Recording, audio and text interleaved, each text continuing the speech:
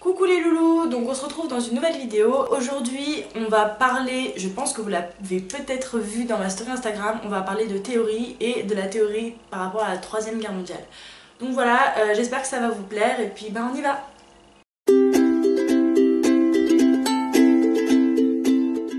Je sais que la plupart d'entre vous s'attendaient à une vidéo sur l'avortement, mais comme je l'ai dit dans ma story Instagram, c'est une vidéo qui me tient très à cœur parce qu'en ce moment j'en parle beaucoup avec mon entourage, j'ai eu beaucoup de renseignements et ça m'intéressait vraiment de la faire à ce moment-là.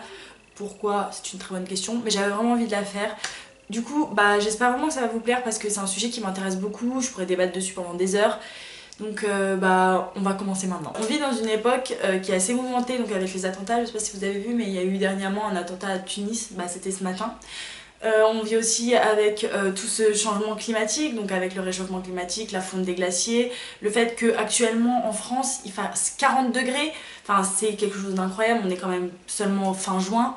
Et puis le fait que l'année dernière en octobre il faisait encore 25 degrés, ce qui est absolument pas normal. Et pour tout le monde en fait, cette troisième guerre mondiale elle paraît loin, c'est quelque chose dont on ne se doute pas, pour nous ce n'est pas notre époque.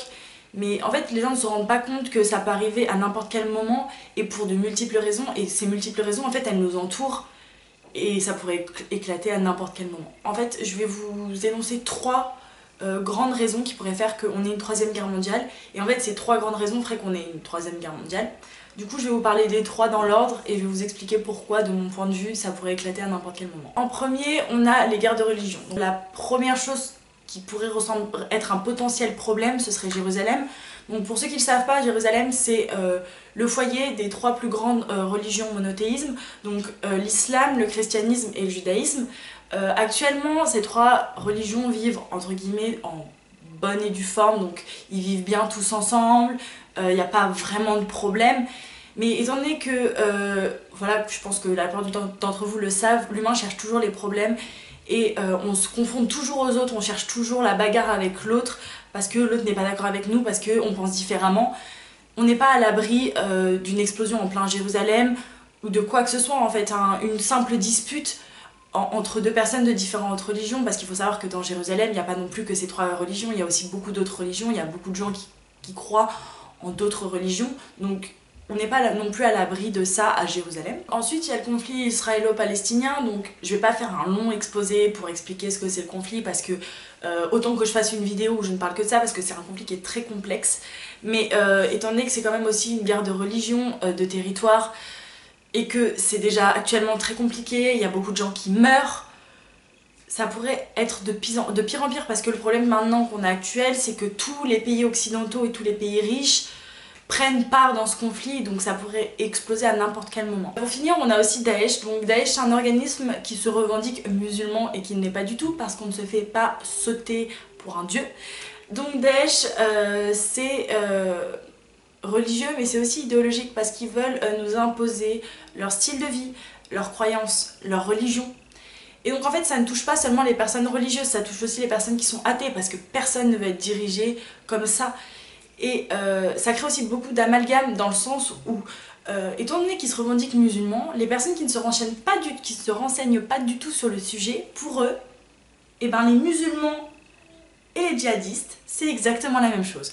Donc, on se retrouve avec des gens qui pensent qu'une personne musulmane, c'est la même chose qu'un extrémiste. Donc, ces deux personnes vont se faire sauter la tête. Alors qu'une personne qui est musulmane, elle n'a rien à voir avec ça. Arrêtez l'amalgame, renseignez-vous un minimum sur les sujets avant d'ouvrir vos bouches, c'est très important. Deuxièmement, je vais vous parler des guerres économiques, de la chute de la monnaie. Donc je sais pas si vous êtes au courant, mais je vous mentirai peut-être, j'ai pas réussi à retrouver le chiffre, mais je crois que c'était il y a 2-3 ans. On a eu la chute du roupie, donc c'est-à-dire qu'on a dit aux Indiens, 1000 roupies, les billets de 1000 et de 2000 roupies, donc c'est la monnaie indienne, ne valent plus rien. D'accord? Donc on leur a dit voilà, ça ne vaut plus rien. C'est juste des bouts de papier. Donc moi je vous pose la question, si du jour au lendemain en France on nous dit voilà, les billets de 20 et de 50 euros ne valent plus rien, qu'est-ce qui se passe? Toutes les personnes qui ont des billets de 20 et de 50 euros, pour vous, vous direz voilà, on a perdu de l'argent.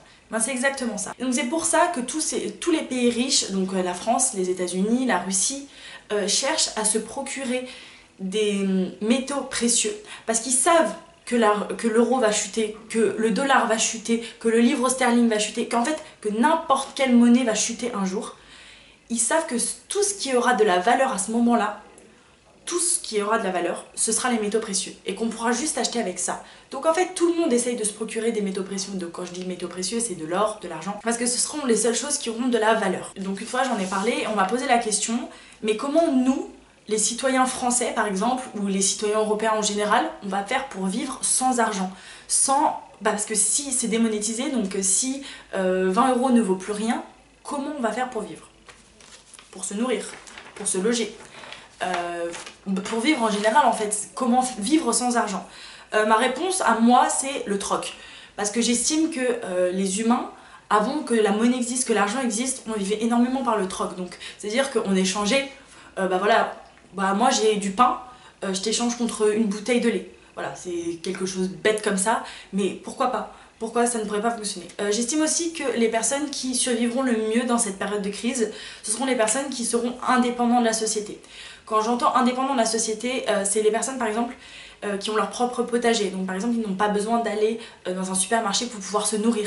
Ils peuvent se nourrir par eux-mêmes. Les personnes qui ont des chèvres, qui ont des vaches, parce que tu peux tuer une vache pour la manger, voilà. Tu peux avoir son lait. Les personnes qui peuvent faire pousser leurs propres plantes, en fait, ces personnes-là seront indépendantes de la société. Alors qu'une personne qui vit par exemple dans une maison ou dans un appartement qui ne peut pas avoir de potager, qui ne peut pas avoir de bêtes à élever, forcément ça va être plus difficile si elle n'a pas d'argent. Comment aller dans un supermarché sans argent et pouvoir acheter quelque chose? C'est pas possible.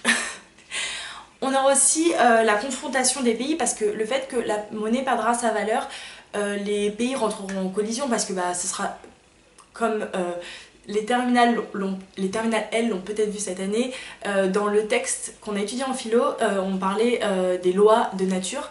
L'une des lois de nature, c'est la loi du plus fort. Et cette loi, elle s'applique tout le temps, tous les jours. Parce que je suis désolée, quand on a un grand frère et un petit frère, c'est le grand qui gagne toujours sur le petit.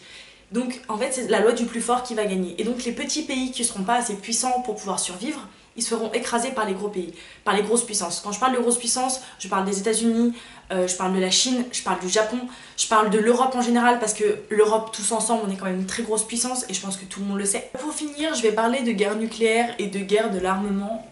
Pour commencer, je vais quand même vous parler du conflit américain vs l'Iran. Je sais vraiment pas si vous avez entendu parler, mais c'est pas beaucoup médiatisé par la télé. Ou même par les réseaux sociaux, on n'entend pas vraiment parler, et après je pense que ça n'intéresse pas tout le monde, parce que je sais que j'ai un public qui est assez jeune, mais je trouve ça important de se renseigner là-dessus. Du coup je vais vous expliquer en gros ce que c'est le conflit États-Unis vs Iran.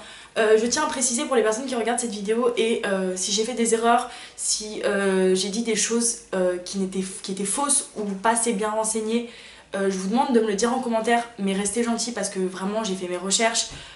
J'essaye de me renseigner au maximum, et je suis désolée mais je n'ai pas la science infuse, je ne sais pas tout, mais j'essaie quand même de renseigner au maximum. Donc voilà, si je fais des erreurs, dites-le moi, mais soyez gentils. Donc du coup, par rapport à ce conflit, en gros, les États-Unis ont imposé des sanctions à l'Iran par rapport au nucléaire, et ils ont décidé de signer un accord. Donc c'était vraiment un accord qui était incroyable et qu'on pensait qu'il n'allait jamais arriver. En fait, en échange de la levée des sanctions, l'Iran devait se calmer sur l'extraction du nucléaire. Il faut savoir que du coup, dans sa campagne de 2016, Trump avait dit que par rapport à l'Iran, il ferait en sorte que les sanctions soient levées, et c'était un des points fondamentaux de son mandat. Jusque-là, tout va bien, l'Iran se dit bon parfait, on va avoir les sanctions levées, on va faire exactement ce qu'ils nous disent, comme ça on n'aura plus de problème.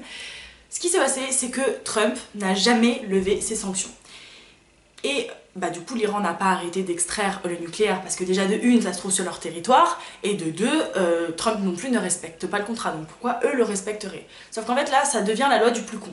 En fait, c'est celui qui résistera en premier. Trump a envoyé un drone sur le territoire iranien pour les surveiller, ce qui est totalement illégal. Et il a imposé à l'Iran qu'ils avaient 40 jours pour arrêter l'extraction du nucléaire, ou sinon, il leur déclarait la guerre. Il faut savoir qu'en fin de semaine dernière, les États-Unis ont envoyé 1500 soldats, ou c'était vendredi, non c'était lundi, excusez-moi, lundi, les États-Unis ont envoyé 1500 soldats sur le territoire iranien pour les surveiller. Donc c'est quand même incroyable. Et il faut savoir que c'est quelque chose qui n'est absolument pas assez médiatisé à mon goût, parce que c'est quand même assez grave. Vous allez me dire oui mais c'est pas notre pays, ça ne nous concerne pas, mais et alors, c'est important. Et je déteste cette mentalité chez les Français parce que ceux qui sont pas assez bêtes pour penser ça, vraiment ça m'énerve. Pour vous, si ça ne vous concerne pas, on s'en fout. Vous vous rendez compte à quel point c'est grave? C'est comme si vous étiez dans la rue, vous voyez quelqu'un tomber, se casser la jambe, bah c'est pas votre corps, donc vous vous en mêlez pas. Vous vous rendez compte, vous voyez quelqu'un faire un AVC, vous vous en mêlez pas parce que ça ne vous regarde pas, parce que ce n'est pas votre corps. On vit où? Donc pour vous, se soucier des autres, ce n'est pas important. Ce conflit-là, c'est l'un des premiers conflits parce que évidemment ça parle du nucléaire, donc là l'eau du plus fort. Du coup maintenant on va parler du Soudan parce que c'est quelque chose qui est énormément d'actualité, tout le monde n'est pas forcément renseigné. J'ai trouvé ça génial, le fait que tout le monde mette sa photo de profil sur tous les réseaux sociaux en bleu pour supporter, et c'était vraiment génial. Tous les gens qui disaient mais à quoi ça sert à rien, vous faites rien, et ben si, parce que à chaque fois, ça m'est arrivé plusieurs fois qu'on m'envoie un message en mode ouais pourquoi ta PP elle est bleue, je comprends pas machin. Bah en fait c'est l'occasion d'expliquer aux gens, en fait de leur faire comprendre, de leur montrer. Donc je vais vous expliquer maintenant. Ce qui s'est passé, c'est qu'au Soudan, il y avait un président. Ce président, on l'a viré. Et en fait, c'est l'armée qui a pris le pouvoir. Donc c'était un putsch, pour ceux qui ne savent pas, c'est la prise du pouvoir violemment. Sauf que le peuple refusait que ce soit l'armée qui ait le pouvoir. Sauf que bah, l'armée, c'est l'armée, donc ils ont les armes. Ils ont tué énormément de personnes et actuellement, il n'y a pas internet. En fait, l'État a coupé internet au Soudan pour éviter que ça s'ébruite. Alors, je reste de tout cœur en disant que c'est très important d'en parler et vraiment j'ai trouvé ça génial. Ce qui me gêne un peu en fait, c'est que vous voyez, on parle du Soudan. On en parle énormément, ça a fait le tour des réseaux sociaux. Et moi j'ai envie de vous dire aussi, et les autres pays. Voilà, ça c'est ma question. Les autres pays comme le Yémen, tous les musulmans qui sont enfermés en Chine dans des camps de concentration, en Tchétchénie, les hommes gays, les homosexuels en général, qui sont torturés à cause de leur orientation sexuelle, pourquoi ça on n'en parle pas? Je trouve ça génial, vraiment je le redirai jamais assez, je trouve ça génial ce qu'on dit par rapport au Soudan, mais pourquoi pas parler des autres pays? Pourquoi le Soudan, voilà, c'est devenu, parce qu'ils n'avaient plus internet, pourquoi on ne parle pas de toutes ces autres personnes qui sont oppressées par l'État, de tous ces problèmes qu'il y a dans le monde? Et vous savez, quand j'ai posé cette question, et la personne se reconnaîtra parce que voilà, on m'a dit oui mais tu peux pas défendre toutes les causes. Pourquoi? Pourquoi pas? Pourquoi pas? Pourquoi je pourrais pas dire bah non je suis pas d'accord?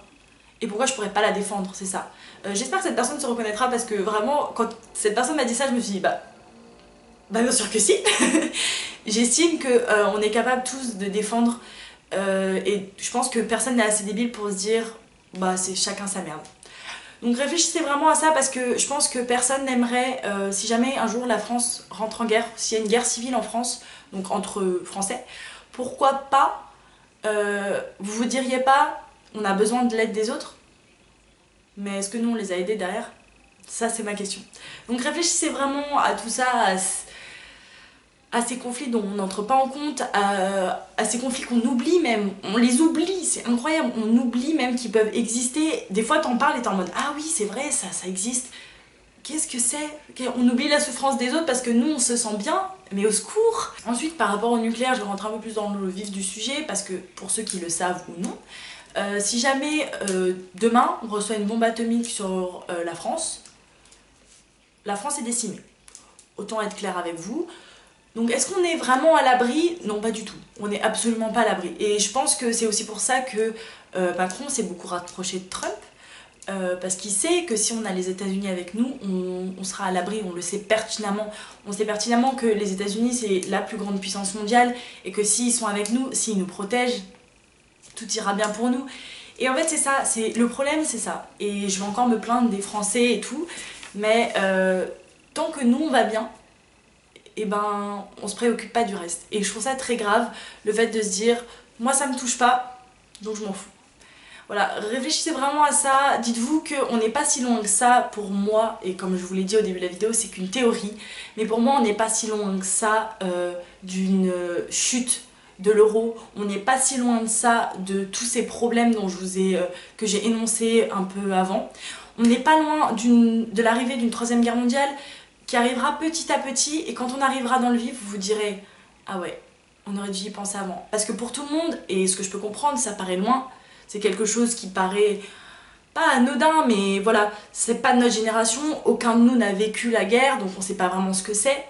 Mais quand ça nous arrivera, bah on sera pas prêt non plus du coup. Donc voilà, j'espère que vous réfléchirez vraiment sincèrement à tout ce que j'ai dit, j'espère que ça vous plaira. Comme j'ai dit un peu plus tôt, si jamais j'ai fait des erreurs, vraiment dites-le moi, je veux le savoir. Si vous avez des renseignements à me donner, si vous voulez parler, débattre, mes réseaux sociaux sont ouverts, on peut parler, ça ne me dérange absolument pas. Donc voilà, j'espère que ça vous aura plu. Je vous souhaite une très bonne journée, une très bonne fin de journée, une bonne nuit, n'importe quoi. Je vous fais des gros bisous et n'oubliez pas que je vous aime fort.